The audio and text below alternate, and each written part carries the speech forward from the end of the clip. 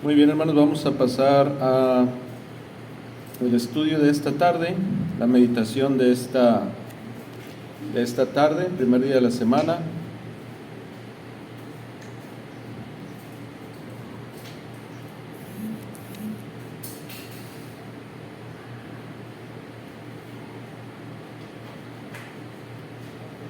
Bien, hermanos, cuando preguntamos el motivo, el por qué nos reunimos cada primer día de la semana, repito, hermanos, cuando preguntamos por qué nos reunimos, por qué estamos aquí, por qué cada domingo hay que estar aquí presentes, todos sabemos responder y podemos dar motivos y razones. Podemos decir, pues es un mandamiento.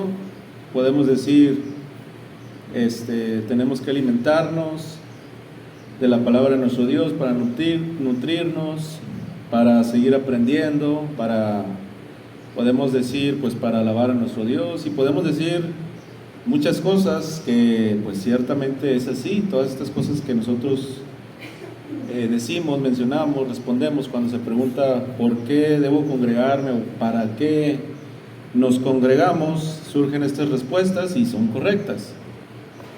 Pero lo que pasa muchas veces, o lo que sucede, es que muchas veces hay ausencias y surge otra pregunta. Si ya sabemos, ¿verdad?, para qué nos reunimos, si ya sabemos por qué lo hacemos, ¿por qué muchas veces hay ausencias? Y la respuesta es muy simple, hermanos, es porque lo sabemos aquí nada más, intelectualmente. Es decir, sabemos que es un mandamiento, sabemos que tenemos que hacerlo, que no es opcional, sabemos que nos hace bien, sabemos que es para darle gloria a nuestro Dios, es para obedecerle, pero todo está aquí nada más intelectualmente. O sea, muchas veces lo sabemos, pero no lo hacemos, o no somos muy constantes, ¿verdad?, en las reuniones. En esta tarde quisiera que meditemos en esta pregunta: ¿por qué debemos congregarnos? ¿O por qué debo yo congregarme? Espero que lo podamos nosotros meditar de tal manera que no solamente quede aquí en nuestra mente, sino que quede en nuestro corazón, pero sobre todo que quede en nuestros hechos, ¿verdad?, en nuestros actos, de entender el por qué debo congregarme, ¿sí? Y para esto quiero que vayamos al Evangelio según San Lucas, capítulo 4, versículos 16 al 21. Repito, amados hermanos, Lucas, capítulo 4, versículos 16 al 21. Alguien que me apoye en la lectura, por favor.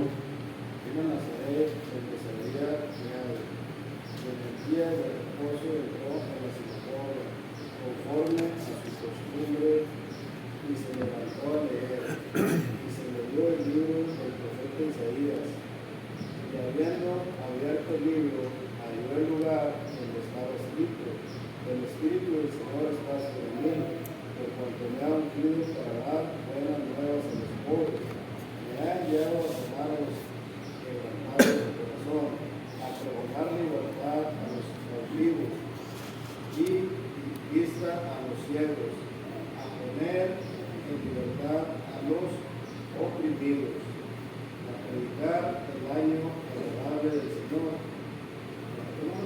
El 21. Y enrollando el libro, lo dio al ministro, y se sentó, y los ojos de todos en la sinagoga estaban fijos en él, y comenzó a decirles: hoy se ha cumplido esta escritura delante de nosotros. Muy bien, hasta ahí. Estamos hablando y leyendo a nuestro Señor Jesucristo en una sinagoga. Y seguimos meditando en esto, hermanos, en cuanto a por qué debo de congregarme, por qué debemos de seguir reuniéndonos. Déjenme decirles algo que también es muy importante, con un ejemplo. Por allá en las zonas donde hay bosques en Canadá, hermanos, fíjense que se ha hecho un descubrimiento acerca de los enormes pinos que ahí crecen en esos bosques. Y estos pinos, hermanos, los que pues estudian todo esto de los árboles, dicen que los pinos poseen pequeñas raíces y que su profundidad de estos pinos, hermanos, no es muy amplia, no es muy profunda, vaya. Y los estudiosos, hermanos, de los árboles no comprendían una cosa, hermanos. Ellos no se explicaban cómo podían estos pinos mantenerse en pie con una raíz pues no tan profunda como muchos otros árboles. ¿Cómo podían estos pinos, hermanos, cómo podían mantenerse en pie en primer lugar? Pero además, ¿cómo podían ellos soportar, hermanos, las fuertes ráfagas de viento que soplaban, hermanos, sobre ellos durante pues el invierno? No se podían explicar esto, cómo estos pinos con tan poca profundidad de sus raíces podían soportar todo esto, mantenerse en pie. Y la respuesta, mis amados hermanos, es algo que debemos de meditar nosotros. Ellos obtuvieron la respuesta cuando observaron que esas pequeñas raíces, ciertamente que ellos tenían, se entrelazaban, amados hermanos, esto es lo interesante, se entrelazaban las raíces unas con las otras por debajo de la tierra. Es decir, hermanos, las raíces de un pino se trenzaban, se entrelazaban, hermanos, con las de su compañero de a un lado, hermanos, ¿sí? Y así, ¿verdad?, sucesivamente hasta formar una enorme red por debajo de la tierra, hermanos, que servía de un poderoso asidero, es decir, un poderoso apoyo para evitar precisamente que ellos cayeran, estos pinos, y también evitar ser arrancados por las fuertes ráfagas de viento, hermanos. Y yo creo que al estar hablando de por qué debo de congregarme, por qué debo estar siempre apoyando con mi presencia, ¿verdad?, nos debemos de entender con este ejemplo que es muy importante seguir haciéndolo. Esa es la razón, hermanos, de la existencia de enormes y fuertes bosques allá en Canadá. Y la iglesia de Cristo, hermanos, la iglesia del Señor, la iglesia que Él edificó, pues debemos de saber que no es un capricho, ¿verdad? No es, amados hermanos, pues alguien que al hermano Emanuel se le ocurrió, o al hermano X, de reunirnos aquí, de que el hermano quiere que estemos aquí. Bueno, sí, pero no es por mi capricho, no es por mi voluntad, hermanos, sino que es por la voluntad de nuestro Dios. Es una voluntad divina, no es una voluntad terrenal. La iglesia, mis amados hermanos, cumple una función muy importante, ¿sí? Y muchas otras colaterales, por decirlo de alguna manera. Y la pregunta, hermanos, que surge a continuación es la que da el título pues a este tema, a esta meditación, a este sermón, y que muchos cristianos se formulan al enfrentarse con el mandamiento de Dios de congregarse. Porque yo estoy seguro que muchas veces llega un tiempo en que tal vez estamos asistiendo, ¿verdad?, regularmente por cierta cantidad de tiempo, 1 año, 2, 3, qué sé yo, y llegar a un punto y decir, oye, pero ¿para qué hacerlo? ¿Para qué seguir haciéndolo? ¿De qué sirve? Y yo creo que esta pregunta viene muchas veces, no sé, por problemas, por desaliento, por estancamiento en nuestra vida espiritual, llegar a un punto y decir, ¿para qué hacerlo, verdad? ¿De qué sirve?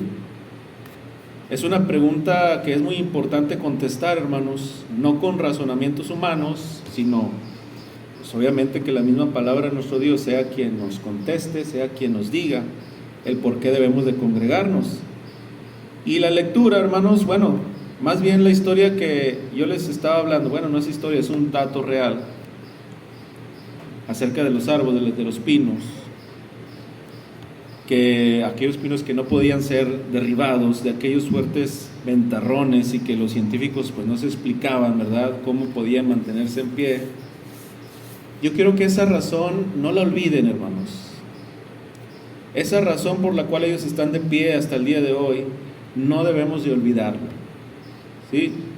Porque podemos definir, hermanos, la respuesta y aplicarla a nosotros ¿Por qué esos pinos aún siguen de pie, hermanos? Porque estaban, ¿qué? ¿Estaban qué? Unidos, exactamente. Esa es la palabra, hermanos, que engloba todo, básicamente. Estaban unidos, cada uno con su compañero, ya que si hubieran estado cada quien solos, ¿qué hubiera pasado con estos pinos? Si un pino hubiera dicho, no, pues yo puedo solo, ¿verdad? Yo no necesito de los demás, yo me aparto, ¿sí? ¿Qué hubiera pasado? ¿Cuál sería su final, mis amados hermanos? Ya sabemos la respuesta. Y es precisamente Jesús también quien nos da la respuesta de por qué debo congregarme. Y número uno, hermanos, la primera razón, ¿sí?, de por qué debo de congregarme, y se encuentra en ese pasaje que leímos en un principio, donde Jesús estaba reunido en la sinagoga, leyendo las escrituras del Antiguo Testamento, la ley. Esa es la primera razón, hermanos, porque ¿quién es nuestro ejemplo a seguir aquí, hermanos, en la iglesia, en nuestra vida espiritual? ¿Quién es nuestro líder? Es Jesús. Entonces, en primer lugar, debo yo de congregarme porque Jesús así lo hizo, porque Jesús me dio ese ejemplo, hermanos. En el versículo 16 de Lucas, en el capítulo 4, ahí vemos, a ver, ¿lo pueden volver a leer el 16, por favor, hermanos? Lucas 4, 16.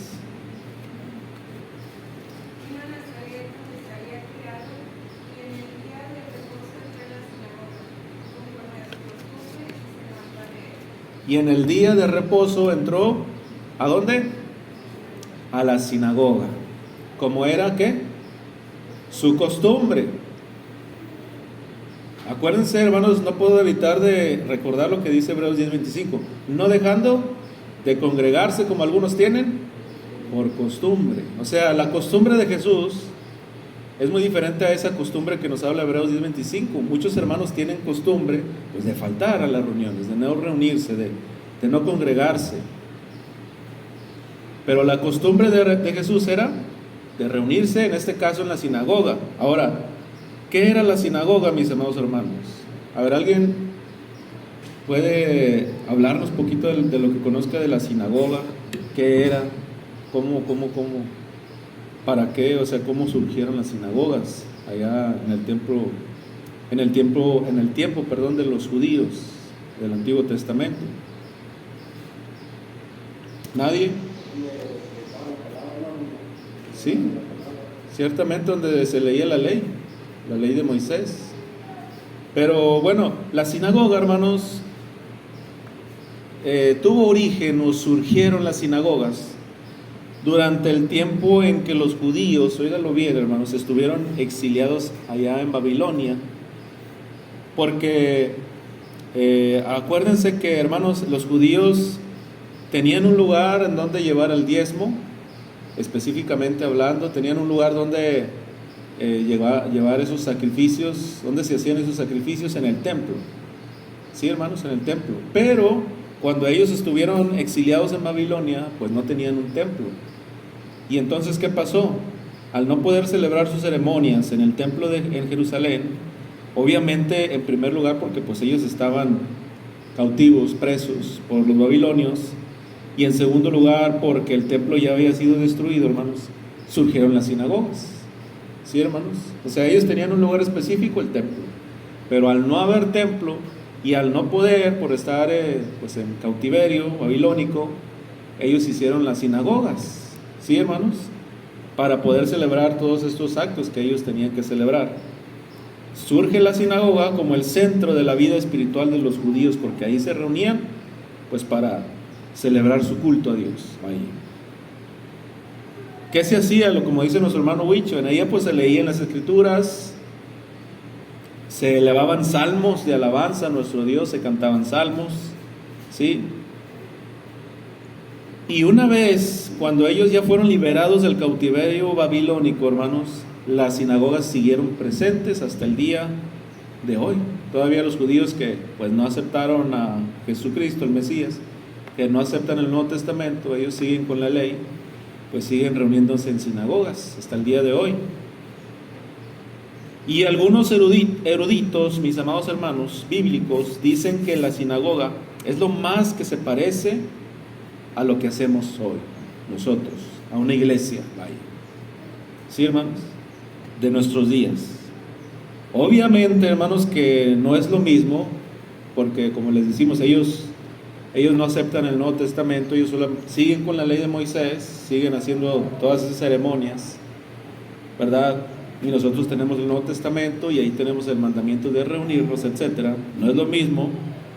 En primer lugar, la primera gran diferencia es que ellos se reunían y se siguen reuniendo como marca la ley. ¿Qué día, hermanos? Marcaba la ley de reunirse el día sábado, el día séptimo.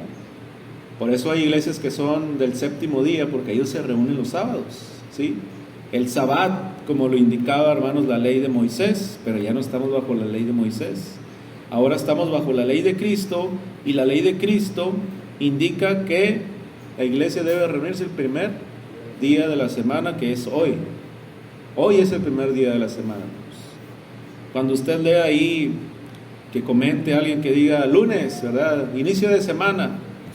Pues eso es una mentira, ¿verdad? Porque el lunes no es el inicio de semana. El lunes es el segundo día de la semana. Nada más que mucha gente, hermanos, pues en su ignorancia piensan que el lunes es el primer día de la semana, pero no es así. Algo muy diferente que es el inicio tal vez de las actividades, pues de la escuela, ¿verdad? De muchos que descansan el domingo, pues es el inicio de sus actividades laborales, pero no es el primer día de la semana, es el segundo. Y entonces nosotros tenemos ese mandamiento, hermanos, de reunirnos cada primer día de la semana, pero ellos el día sábado. Sí. Bueno, y es así como llegamos, hermanos, con Jesús. En la lectura que estamos por ahí leyendo en el versículo 16, dice que llega justamente ese día, ahí lo dice, ¿verdad? El día sábado, que le denominaban como el día de reposo, ¿sí? Y Jesús dice que recién llegaba del desierto, de la prueba, hermanos, y llega a la sinagoga, donde se llevaban a cabo las actividades espirituales que ya mencionamos, de los judíos, de un judío común. ¿Sí, hermanos?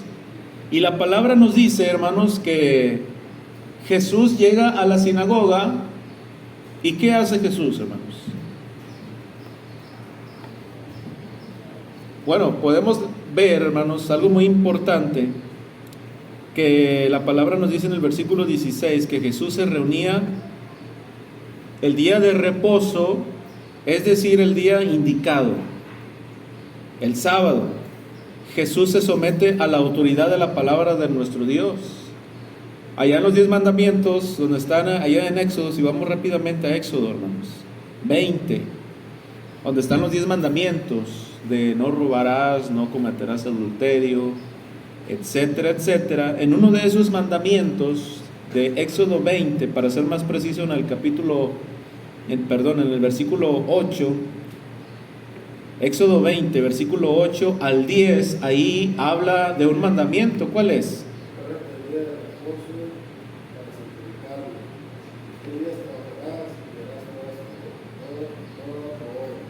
Ajá. ¿Hasta el 10? ¿Sí está bien?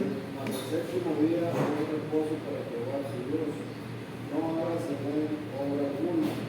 Tú, y tu hijo, y tu hija, y tu siervo, y tu criada, y tu bestia, y tu extranjero, que están dentro de tus puertas. Muy bien. Ahí está el mandamiento, hermanos. La ley de Moisés, la ley de Dios, decía que había que reunirse el día sábado. ¿Y quién lo estaba cumpliendo, hermanos? Nada más y nada menos que nuestro Señor Jesucristo, de santificar el día de reposo, pues era un día dedicado al Señor.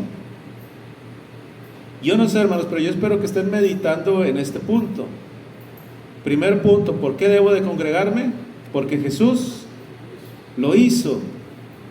Porque Jesús nos puso el ejemplo, mis amados hermanos, el día indicado, el día que la palabra de Dios marcaba, enseñaba. Pero además, mis amados hermanos, se nos dice que era un acto voluntario no era algo impuesto, sino que Jesús tomó esa determinación de asistir a esa reunión semanal. Ahora, hermanos, Jesús era un hombre con un itinerario, ¿cómo, hermanos? Demandante. Jesús era un hombre con una vida espiritual y su asistencia pues no radicaba en la práctica simple y sencillamente de una religión, sino de una espiritualidad vigorosa y diaria, amados hermanos. O sea, ¿a qué nos referimos que Jesús lo hacía de una manera voluntaria, no por una religión? Porque mucha gente lo hace por solamente someterse a alguien, sino que Jesús lo hacía porque Él lo necesitaba, Él sabía y lo comprendía que tenía que hacerlo. Él ya tenía la costumbre, la disciplina, hermanos, dice ahí, la actitud de reunirse semanalmente, y la Biblia no dice que Jesús, por ser Jesús, se reunía pues esporádicamente, porque Él pudo haberlo hecho, ¿verdad? Porque pues Él es el autor, ¿verdad? Él es Dios también, o sea, Él es Dios, Él es parte de la deidad, de la Trinidad, mis amados hermanos. Y Él, por ser Jesús, no dice la Biblia que pues Él lo hacía cuando Él quisiera o de vez en cuando, sino que tenía la costumbre, mis amados hermanos. Dentro del estilo de vida de Cristo, hermanos, el reunirse con sus hermanos judíos pues era ya parte de Él, ya no podía dejar de hacerlo. Y en varios pasajes, hermanos, de los evangelios, vemos a Jesús en las sinagogas, en muchos pasajes de los evangelios, de los 4 evangelios. ¿Qué hacía Él? Sanando, predicando, leyendo la ley. Y hace un momento decía que la asistencia de Cristo a la reunión semanal no era práctica simple y sencillamente de una vida religiosa, sino que era la expresión natural de un hombre espiritual, mis amados hermanos. ¿Por qué? Pues porque Jesús mantenía una comunión diaria, hermanos, con Dios. Todos los días Jesús se encontraba a solas, de madrugada, hermanos, antes que el sol saliese, dice la Escritura, con el Padre Celestial orando. Muy seguido, hermanos, leemos que Jesús se apartaba a lugares solos para orar. Ahí es donde radica lo que yo les digo, hermanos. Muchos hermanos cristianos, y estoy hablando de miembros de la Iglesia de Cristo, muchas veces lo hacen por hacerlo. O sea, no tienen una comunión diaria con Dios, simplemente como una comunión semanal, por decirlo así.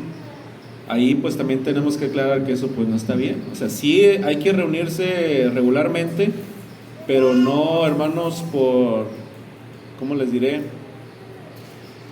Pues por un acto, ¿verdad?, de seco, o sea, sin amor, o solo por hacerlo, sino que lo hacemos, es una respuesta natural de una relación con Dios diaria, cada día.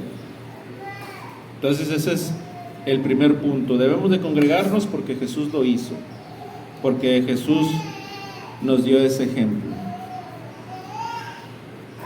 Número 2, hermanos, razón número 2 de por qué debemos de congregarnos. Y es una que ustedes mismos responden, porque aprendemos, cuando nos reunimos, aprendemos de Dios.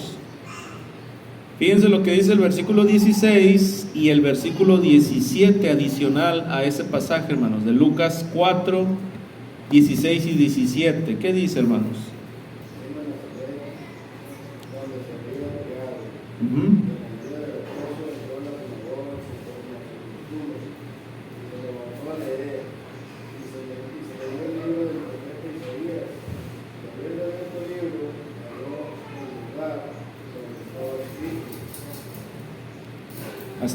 Hasta ahí. Fíjense, hermanos, o sea, pongamos y meditemos nuevamente en esto que nuestro hermano acaba de leer. Se reunió Jesús el sábado, pero dice que Jesús estaba participando, ¿sí, hermanos? Dice, se levantó, ¿a qué? ¿Al baño? No, dice, se levantó a leer Y fíjense, aquí pongamos atención. Y habiendo abierto el libro, halló el lugar. O sea, encontró el texto, encontró la cita, podemos decirlo así, porque obviamente ellos no lo leían así como nosotros tenemos nuestra Biblia de versículos. Pero dice, él halló el lugar, halló la porción, vaya, de la escritura que él quería leer. Y un aspecto por demás interesante es que Jesús no solo asistía, hermanos, o sea, ya aprendimos que hay que asistir, que hay que reunirnos por el ejemplo de Jesús que Él nos ha dado y porque la escritura nos lo manda, sino que la costumbre o convicción de Jesús lo hacía participar. ¿Sí, hermanos? No solo asistía por gusto, por costumbre, por convicción, sino que lo hacía para su beneficio. Él participaba, mis amados hermanos, Jesús. Acuérdense que la reunión se llevaba a cabo en la sinagoga, participaba una persona que dirigía, así como aquí en la iglesia, hermanos, por eso decíamos que es lo más parecido a una iglesia. En la sinagoga había una persona que dirigía, había un levita, había 5 personas también ahí de casa, y ya en la reunión se observa que Jesús, hermanos, no era solo un espectador. Mis amados hermanos, debemos de grabarnos eso. Jesús no solamente estaba pues ahí, ¿verdad?, sin hacer nada. Él participaba, ¿sí?, activamente. Pues se dice que se levantó a leer, hermanos, dice la escritura ahí, la porción de la escritura. Él estaba involucrado, eso es a lo que me refiero, mis amados hermanos. Todos los miembros de la iglesia debemos de involucrarnos en las cosas de la iglesia, ¿verdad? En todo lo que podamos. ¿Sí? Otra vez, hermanos, vemos cómo Cristo no era un invitado solamente, un espectador solamente, sino que Él pertenecía a este grupo de judíos. ¿Cuántos de nosotros muchas veces nos sentimos excluidos, pero porque precisamente eso, porque no nos involucramos? Involúcrese, hermano, no sé qué dije, pero hay que involucrarse, ¿sí? Fíjense, no es que usted sea excluido, es que muchas veces nosotros mismos que nos excluimos. Muchas veces, hermano, ¿y esto para cuándo, hermano? Pues usted ahí en los anuncios, mire, hermano, yo siento que, bueno, claro que sí, vamos a... ¿Cómo ven, hermanos? Mira, el hermano tal hace esta sugerencia, vamos a considerarlo, vamos a votarlo, porque pues así se hacen las decisiones. Esas decisiones, ¿verdad?, que no son doctrinales, estamos hablando, sino de hermano esto, hermano lo otro, que si hacemos esto otro, bueno, involúcrese, hable. Por eso hay un momento que los anuncios, hermanos, alguien que desea añadir, comentar algo, ahí ese es el momento, hermano, mire, yo sugiero que hagamos esto y esto y esto y esto. Ok, hermano, claro que sí. Eso es involucrarse, hermanos. El predicador o los demás hermanos no podemos leer la mente y saber que usted tiene una inquietud por ahí. Hermano, ¿por qué esto y por qué lo otro? Bueno, pues hay que hablarlo, hay que expresarlo para tomarlo en cuenta. Eso es involucrarse, eso es, hermanos, ¿sí? Entonces muchas veces nos sentimos excluidos porque nosotros mismos pues no nos involucramos, ¿vale? Y vemos a Jesús involucrándose, participando. Y miren, las lecturas, hermanos, solo podían hacerlas quienes eran miembros regulares de la reunión. Jesús era visto como un hombre en quien se podía delegar responsabilidad. Por eso Él estaba ahí participando. Más adelante se nos dice, hermanos, que le fue dado el libro del profeta Isaías. Jesús, y dice que Él halló el lugar, o sea, Él sabía buscar las porciones del día, mis amados hermanos. ¿Cuál es el texto que Jesús leyó, hermanos? Bueno, el texto que Jesús leyó es Isaías 61, versículo 1 de nuestras Biblias, obviamente, ¿verdad? Porque ya sabemos que ellos no tenían capítulos, versículos, eso se fue haciendo ya con el tiempo más moderno, por decirlo así. Pero lo que él leyó, vimos que él leyó en esa porción es Isaías 61:1 de nuestras Biblias. Jesucristo no estaba de manera pasiva, hermanos, en la reunión, sino que participaba y sabía manejar la escritura de forma hábil, encontraba las citas, hermanos. Podemos llamarlo de alguna manera de esa forma. Tradicionalmente, hermanos, nuestra educación nos lleva a solamente aprender, como les decía hace unos momentos, sí aprendemos, hermanos. La iglesia de Cristo aprende, pero como les digo, muchas veces nada más se queda así intelectualmente. Aprendemos, lo sabemos, pero no lo practicamos. Si yo voy con un hermano que falta mucho, que tiene esa costumbre de faltar mucho, ¿verdad?, a las reuniones de la iglesia, y yo voy con él y digo, hermano, ¿sí sabe por qué nos reunimos? Y él va a decir, claro, hermano, por esto y esto y esto y esto, pero sus hechos están demostrando lo contrario. Otra vez, hermanos, porque solamente está aquí en la mente, pero no está en el corazón, no está en la práctica. Y solamente nos lleva a aprender de manera pasiva. Sin embargo, mis amados hermanos, la mejor forma de aprender es interactuando. ¿Sí, hermanos? Y Jesús nos muestra que en su reunión aquí en la sinagoga semanal, todos participaban y eso garantizaba una forma de aprendizaje, pero notemos que no todos hacían lo mismo, ¿verdad? En este caso vemos a Jesús leyendo, él no estaba predicando, o sea, otro iba a predicar. Cada parte de los miembros de la reunión de la sinagoga hacía su parte, mis amados hermanos. En la iglesia cada integrante, nosotros también somos importantes todos y debemos de descubrir nuestra función. Pues no debemos de ser solamente, hermanos, espectadores, ¿sí? Aprendemos cuando no solo escuchamos, sino cuando tomamos parte en la vida de la iglesia, mis amados hermanos. Entonces ya vimos 2 puntos muy importantes. Número 1, debemos de reunirnos porque Jesús lo hizo, Él nos dio el ejemplo. Siendo Jesús, Él lo hizo. No porque era Jesús, ¿verdad?, dejó de hacerlo. Número 2, debemos de congregarnos porque aprendemos de Dios. Número 3, mis amados hermanos, otra razón, debemos de congregarnos porque tiene un propósito. Vamos a leer Lucas 4, versículos 18 y 19. Lucas 4, 18 y 19.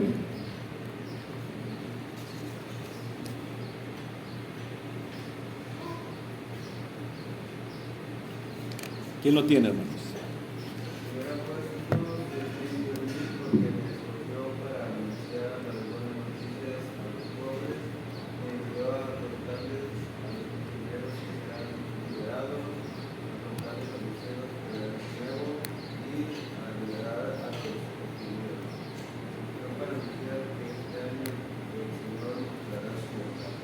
Muy bien, ahí está, hermanos. Debemos de congregarnos porque tiene un propósito. Dice, para dar buenas nuevas a los pobres, dice ahí la escritura. Además del beneficio que se obtiene, existen razones de peso, mis amados hermanos, por las cuales debemos de congregarnos y podemos utilizar lo que Jesús describió para él. Pero, ¿qué podemos aplicar, hermanos? O sea, a nosotros, a la razón de la existencia de la iglesia. Esta, hermanos, no existe para sí misma, sino que cumple un propósito para el reino de Dios. Evangelizar a los pobres, dar libertad a los cautivos, a los oprimidos, dar vista a los ciegos, dice ahí, hermanos. Reconciliarnos con Dios. El Señor fundó la iglesia, mis amados hermanos, y es esta la que, sometida a la soberanía de Cristo, debe cumplir estas tareas, hermanos.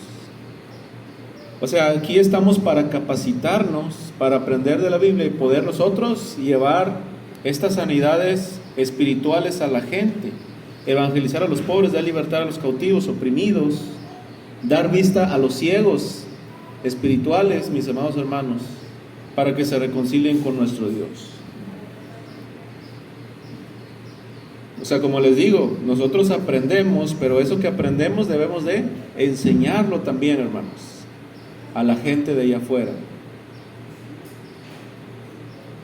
Damos un estudio, no sé, de la música instrumental, usted lo aprende, usted ya lo sabe, pero para que usted también corrija a aquellos que están mal. Damos un tema acerca de la deidad de Cristo y de igual manera para que usted pueda corregir a los que están en error, etcétera, hablando de todos los temas doctrinales que aquí tocamos. Entonces, asistimos para aprender y para enseñarlo, nos capacitamos para poder compartirlo, hermanos. Razón número 4, debemos de congregarnos porque transforma nuestra vida. Transforma nuestra vida. ¿Qué dice el versículo 21, hermanos, de Lucas 4?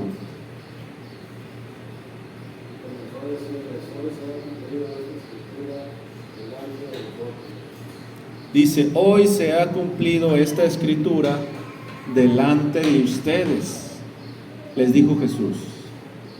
Jesús, hermanos, termina de leer la porción del profeta Isaías, ya les dije cuál, 61:1. E inmediatamente, hermanos, toma su lugar y hace una afirmación Jesús, que acabamos de leer. Y esa afirmación es algo sorprendente. El cumplimiento de esa porción se lleva a cabo delante de los ojos de los asistentes, mis amados hermanos, de la reunión semanal en la sinagoga. Se estaba cumpliendo tal cual. A pocas semanas de haberse dado a conocer como el Cordero de Dios, hermanos, que quita los pecados del mundo, Jesús inicia su ministerio, inicia su misión redentora y la inaugura, hermanos, ¿dónde? En la reunión de la sinagoga, mis amados hermanos. Ahora los asistentes, hermanos, que estaban ahí presentes, se maravillaban de las palabras que salían de la boca de nuestro Señor Jesucristo, dice la Biblia, y lo más seguro es que en ese momento preciso sus vidas, o sea, de los oyentes de ese lugar, de ese momento, estaban siendo transformadas, mis amados hermanos, pues estaba la verdad enfrente de ellos, estaba Dios enfrente de ellos, el Creador, el Mesías, estaba enfrente de ellos. Y déjenme decirles algo, mis amados hermanos, que es algo muy importante. Muchas veces nosotros nos olvidamos de lo que dice Mateo 18:20, hablando de las reuniones de la iglesia. ¿Qué dice Mateo 18:20, hermanos?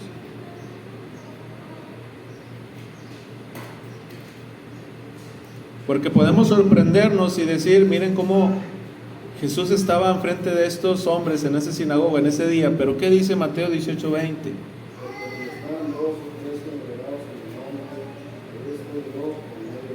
Porque donde están dos o tres congregados, dice, en mi nombre, allí estoy en medio de ellos. La pregunta es, ¿cuántos de nosotros creemos, no solamente con esto, hermanos, en la cabeza, sino con nuestro corazón, creemos que Dios está aquí presente?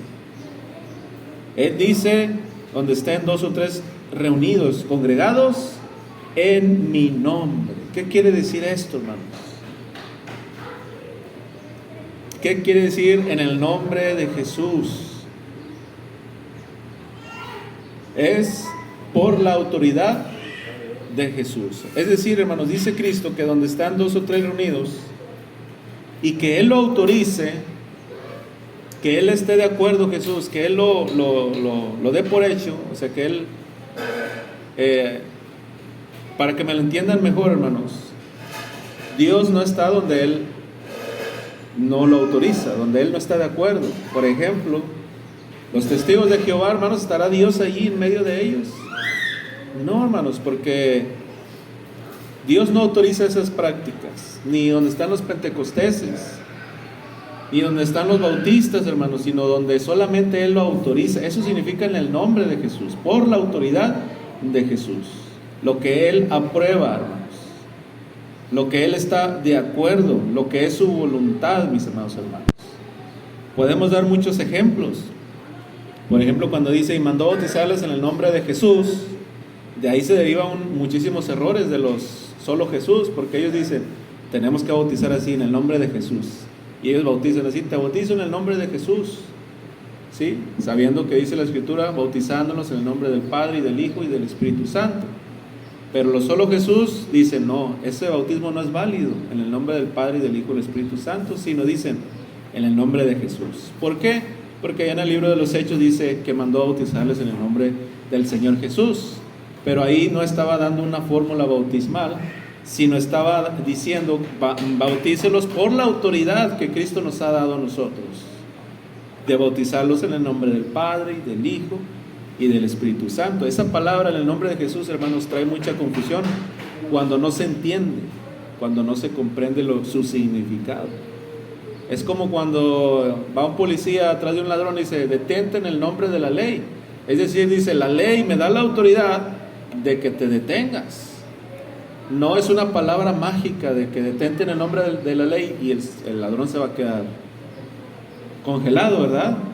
Sino que ese ladrón tiene que sujetarse a esa autoridad que le ha dado a ese policía. Y es lo mismo, los apóstoles, Cristo les dio la autoridad de bautizarles, ¿sí? Es la voluntad de Dios que se bauticen en el nombre de Jesús, por su autoridad.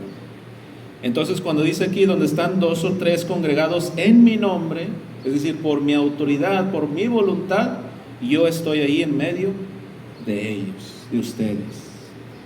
Y Dios autoriza, ¿verdad?, que nos reunamos y le adoremos así, de esta manera. Así lo manda su Escritura, entonando himnos, orando, meditando en su palabra, celebrando, conmemorando su muerte. ¿Sí, hermanos? Y muchas veces se nos olvida esto, hermanos, de que Jesús está aquí, Dios está aquí. Porque si no se nos olvidara, hermanos, yo creo que no hubiera tantas ausencias en la iglesia. Porque decimos, yo voy ahí donde está Dios, ahí va a estar Cristo, y yo tengo que estar ahí presente. Cuando en realidad, hermanos, se lee la Biblia y se ora con convicción a lo largo de toda la semana, resulta en algo transformador, hermanos. Quien diga que se encuentra con Dios, con el Señor, no puede seguir siendo igual. Y este encuentro real debe darse también en la congregación y debe de transformar nuestras vidas. No debemos de salir de aquí diferentes, hermanos. Debe de cambiar nuestras vidas, nuestras circunstancias. Nuestras actitudes deben de darse de modo palpable, hermanos, visible. Nuestras vidas transformadas asisten a la iglesia, a la congregación, para seguir siendo cambiadas a través de la vida de otros y con la poderosa palabra de nuestro Dios expuesta aquí, hermanos, en la iglesia. Para terminar, hermanos, viene un desafío.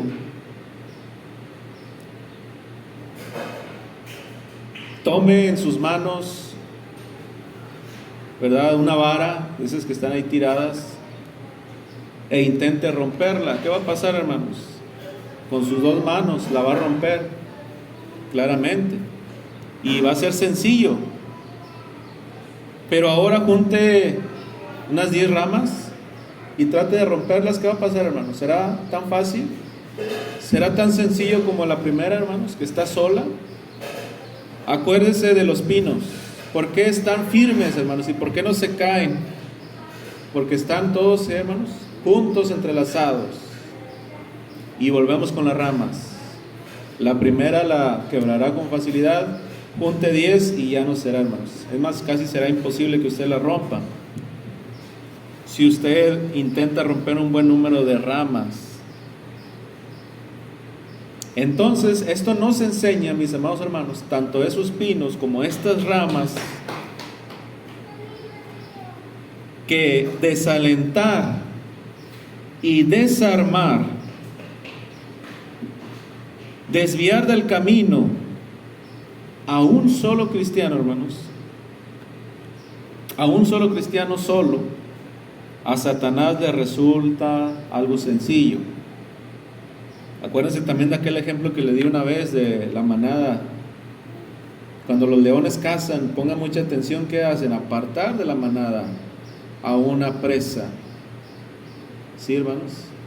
Y ya una vez apartada, pues la devora. Es lo mismo con Satanás. Primero aparta, ¿verdad?, a un cristiano, un creyente, lo aleja de la iglesia, y ahí solo él pues se echa a perder, vuelve al mundo. La iglesia sigue firme, la iglesia, el grupo de los hermanos está ahí, y el hermano pues ya está aparte.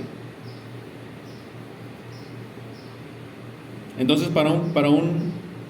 para Satanás es cosa fácil, hermanos, deshacerse de un solo cristiano, pero tratar de hacer lo mismo con una congregación de cristianos, pero cristianos perseverantes, hermanos, cristianos obedientes a Cristo, les será prácticamente, hermanos, imposible. No dejes, hermanos, de reunirte.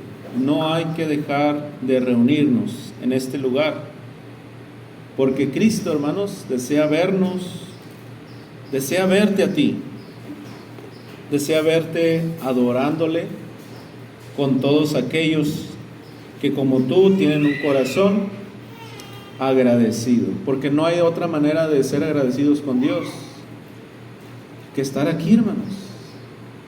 Qué tristeza me da a mí, hermanos, que muchas veces por algún evento, específicamente un cumpleaños, hay hermanos que no asisten a la iglesia, a la congregación, a reunirse. ¿Por qué? Es que hermano, cumpleaños mi hijo. O es que, hermano, un día anterior cumpleaños mi hijo, ¿verdad? Y pues nos desvelamos y por la fiesta, y ya el otro día pues ya no hubo oportunidad de reunirnos. O que la graduación, o sea, cambian la reunión por una bendición. Y muchas veces esos hermanos dicen: agradezco a Dios porque le permitió un año más de vida, porque se graduó, porque se casó, por esto, cosas buenas. Y yo digo, si realmente hubiera ese agradecimiento, aquí estarían los hermanos. Si realmente ese agradecimiento es sincero para con Dios, pues aquí estarían en la iglesia, agradeciéndole con su presencia, con su alabanza, con su meditación en la palabra, con la conmemoración de la muerte de Cristo. No hay mejor manera de agradecer a Dios, de estar agradecidos con Dios, que aquí, hermanos, en la iglesia, aquí en la reunión, alabando su bendito y santo nombre. Y simple y sencillamente, hermanos, por el sacrificio de Cristo, una vida agradecida, pues aquí se demuestra también. Entonces, asista, no deje de congregarse, hermano, como algunos tienen por costumbre. Sigamos adelante, hermanos, sigamos reuniéndonos como hasta este día. Yo sé que ha habido muchas circunstancias difíciles, complicadas.